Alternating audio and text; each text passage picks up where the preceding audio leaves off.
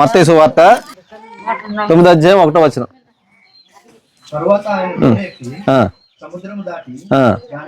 ప్రవేశింపగా ఇదిగో జనులు పక్షవాయువుతో మంచం పట్టి ఉన్న ఒకని ఆయన యొద్దకు తీసుకుని వచ్చిరి. ఆగండి. యేసయ్య ఒకనొక సమయంలో ఒక ఇంట్లో ఉంటాడన్నమాట. ఏమా ఇంట్లో ఉన్నప్పుడు ఇలా ఇల్లంతా చాలా మంది జనాలు ఉంటారు. యేసయ్య చాలా మంది రోగులను బాగు చేస్తాడు, స్వస్థపరుస్తాడు, జబ్బులు నయం చేస్తాడు అన్నమాట. అయితే యేసయ్య ఒక ఇంట్లో ఉన్నప్పుడు ఆ ఇంటికి కాలు చేయి పడిపోయిన ఒక వ్యక్తిని తెస్తారు. ఏం పడిపోయిన వ్యక్తిని? కాలు చెయ్య పడిపోయిన వ్యక్తిని తెస్తారు. కానీ ఇంట్లోకి ఆ వ్యక్తిని తేవడం అవ్వదు, ఎందుకంటే ఇల్లంతా కూడా జనాలు, బయట కూడా జనాలు. అప్పుడు వారు ఏం చేస్తారంటే చదవండి. యేసు వారు ఇదిగో జనులు పక్షవాయువుతో మంచం పని ఆయన వద్దకు తీసుకుని వచ్చిరి. యేసు వారి విశ్వాసమును చూచి, కుమారుడా ధైర్యముగా ఉండుము, నీ పాపములు క్షమింపబడి ఉన్నవని పక్షవాయువు గల వారితో చెప్పాను. వెంటనే యేసు ఏమంటాడంటే ఆ వ్యక్తిని చూసి, కాలు చేయ పడిపోయిన వ్యక్తిని చూసి, నేను నీకు నయం చేస్తాను, నీ పాపములు క్షమింపబడ్డాయి అంటాడు. ఏం క్షమింపబడ్డాయి?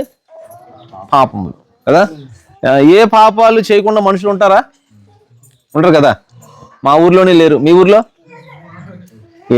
అన్ని ఊర్లో ఏం చేస్తారు మనుషులు? పాపం చేస్తారు కదా. మరి ఇప్పుడు యేసయ్య ఏమన్నాడంటే ఆ వ్యక్తితో, కాలు చేయ పడిపోయిన వ్యక్తితో, నీ పాపాలు క్షమింపబడ్డాయి అన్నాడు. అలా యేసయ్య అనగానే తర్వాత ఏముంది చదవండి. ఇదిగో శాస్త్రులలో కొందరు ఇతడు చేయుచున్నాడని తమలో తాము అనుకొనగా. అయితే యేసయ్య ఎప్పుడైతే ఆ వ్యక్తిని చూసి నీ పాపాలు క్షమించబడ్డాయి అన్నాడో, అప్పుడు కొంతమంది అక్కడ ఉన్న మనుషులు ఇదేంటి ఈయన ఎలాగంటున్నాడని తమలో తాము అనుకున్నారంట. యేసయ్య దగ్గర అనలేదు, ఇదేంటి ఈయన ఎలాగంటాడు, పాపాలు ఎవరు క్షమించగలరు? దేవుడు. ఎవరు? దేవుడే కదా క్షమించగలడు. మరి ఈయన ఎలాగంటాడు ఏంటి, ఈయన ఎలా క్షమిస్తాడు పాపాలని అని వాళ్ళు అనుకుంటున్నారు, అడగలేదు బయటికి వారిలో. అందుకు యేసయ్య ఏమంటాడో చూద్దాం, చదవండి. యేసు వారి తలంపులు గ్రహించి. ఆగండి. వారిలో అనుకోవడం వారు యేసు ప్రభు చూసి తర్వాత, మీరెందుకు మీ హృదయంలో దురాలోచన చేయుచున్నారు, నీ పాపములు క్షమింపబడి ఉన్నవని చెప్పుట సులభమా, లేచి నడువమని చెప్పుట సులభమా? అయినను. ఆగండి. అప్పుడు యేసు ప్రభు ఏమన్నాడంటే, మీ అందరు ఎందుకు ఈ మనిషి పాపాలు నేను క్షమించానంటే మీ మనసుల్లోని పాపాలు క్షమించడానికి ఈయనెవరని అనుకుంటున్నారు అని అడుగుతున్నాడు అన్నమాట. అడిగి తర్వాత ఒక మాట అంటాడు, చదవండి. లేచి నడువమని చెప్పుట సులభమా, అయినను పాపములు క్షమించుటకు భూమి మీద మనుష్య కుమారునికి అధికారం కలదని మీరు తెలుసుకొనవలెనని చెప్పి ఆయన పక్షవాయువు గలవాన్ని చూచి, నీవు లేచి నీ మంచం ఎత్తుకొని నీ ఇంటికి పొమ్మని చెప్పగా వాడు లేచి తన ఇంటికి వెళ్ళను. ఓకే. ఇప్పుడు ఆ కాలు చేయి పడిపోయిన వ్యక్తి ఇతనే. నేనేమన్నానంటే 2 మాటలు చెప్పాను. ఒకటి, నీ పాపాలు క్షమించబడ్డాయి అన్నాను, మొదటిది. 2 ఏమన్నానంటే, నువ్వు లెగు, నీకు రోగం పోయింది అన్నాను. లెగిసాడు. మీ ఇంటికి వెళ్ళిపో అన్నాను, వెళ్ళిపోయాడు. రోగం పోయిందా లేదా? అయితే అలాగనే ముందు, రోగం నయం చేసే ముందు నేను ఒక మాట అన్నాను, భూమి మీద పాపములు క్షమించడానికి నాకు అధికారం ఉంది అన్నానన్నమాట. ఏంటి? భూమి మీద మనుషుల పాపములు క్షమించడానికి నాకు అధికారం ఉంది అన్నాను. ఇప్పుడు ఈ భూమి మీద ప్రతి ఒక్కరికి అధికారం ఉంటుంది. కుక్కకే అధికారం అని చెప్పండి కదా. వెరీ గుడ్, వెరీ గుడ్, బాగా చెప్పారు. ఆవుకి అధికారం ఉంది, ఆవుకి అధికారం, పాలు ఇచ్చే అధికారం ఉంది కదా, అదే ఇస్తుంది. ఆ అధికారం ఆవుకి ఎవరు ఇచ్చారు? దేవుడు. ఈ కుక్కకి ఈ అధికారం ఎవరు ఇచ్చారు? దేవుడు ఇచ్చాడు. మరి మీ బాబు కదా, బాబు నెలకి తీసుకెళ్ళిపో. ఇప్పుడు ఆ బాబుని తీసుకెళ్ళే అధికారం ఉందా?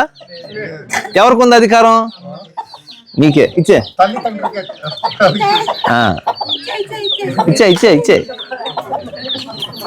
ఆ బాబు మీద ఆవిడికి అధికారం ఎవరు ఇచ్చారు?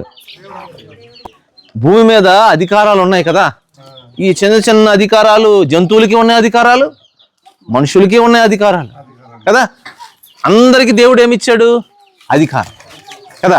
సూర్యుడికి ఏం అధికారం ఇచ్చాడు?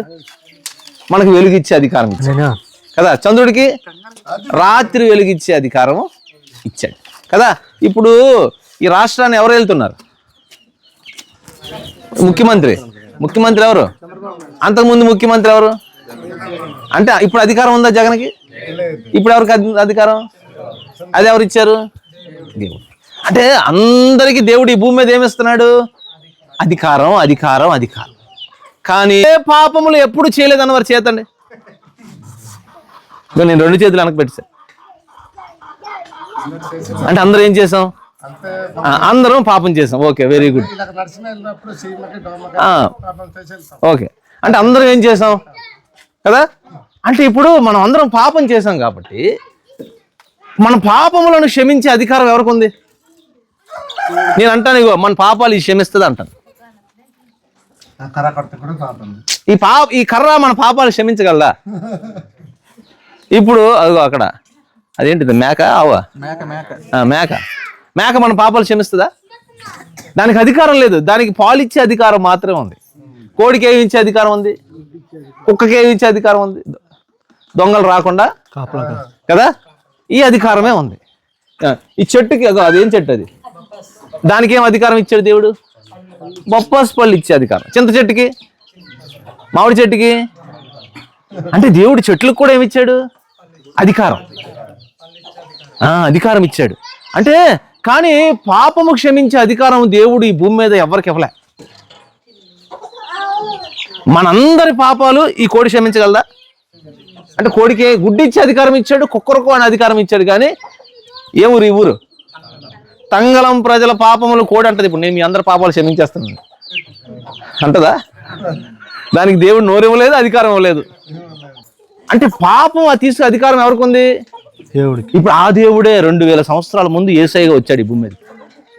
వచ్చి మనుషులందరితో చెప్తున్నాడు, మీరు వాటి దగ్గరికి వెళ్ళి పాపం క్షమించండి క్షమించండి అని అడుగుతున్నారు కదా, అవి మీ పాపాలు క్షమించలేవు, వాటికి అధికారం లేదు. పాపములను క్షమించే అధికారము యేసయ్యకి మాత్రం ఇవ్వబడింది. యేసయ్య తప్పించి ఇంకెవ్వరూ మన పాపములను క్షమించే అధికారము లేదు. ఈ వార్త ప్రపంచంలో అన్ని దేశాలకి వెళ్ళి చెప్పాలి. ఇది దేవుడు నిర్ణయించాడు. ఎందుకంటే మనుషులు అనుకుంటున్నారు, ఆ జంతువు నన్ను క్షమిస్తుందేమో, చెట్టు నన్ను క్షమించేస్తుందేమో, రాయి నన్ను క్షమించేస్తుందేమో. మనిషి ఆలోచన పూర్వీకులు నేర్పించారు కదా. పూర్వీకులు గొప్ప విషయం కనుగొన్నారు. అరే మనందరం పాపం చేస్తాంరా, కానీ ఎవరో క్షమిస్తారు. అయితే రాయి క్షమించేస్తుంది, అయితే చెట్టు క్షమించేస్తుంది, అయితే జంతువులు క్షమించేస్తాయి. ఇంకా ఈ చెట్టు రాయి కాకపోతే అగో సూర్యుడు క్షమించేస్తాడేమో, ఆ చంద్రుడు క్షమించేస్తాడేమో, లేదంటే సడన్గా ఎవడైనా బాబా వస్తే బాబా క్షమించేస్తాడేమో. వాళ్ళెవ్వరూ మన పాపాలు ఏం చేయలేదు. అందుకు 2000 సంవత్సరాల ముందు దేవుడు నరుడుగా వచ్చి ఈ భూమి మీద ఉన్న మనుషులందరి కొరకు తన ప్రాణాన్ని పెట్టి రక్తాన్ని కార్చి అంటున్నాడు, ఇదిగో మీ పాపముల కొరకు నేను నా శరీరాన్ని బలిగా అర్పించాను, మీ పాపములను క్షమించే అధికారం నాకుంది.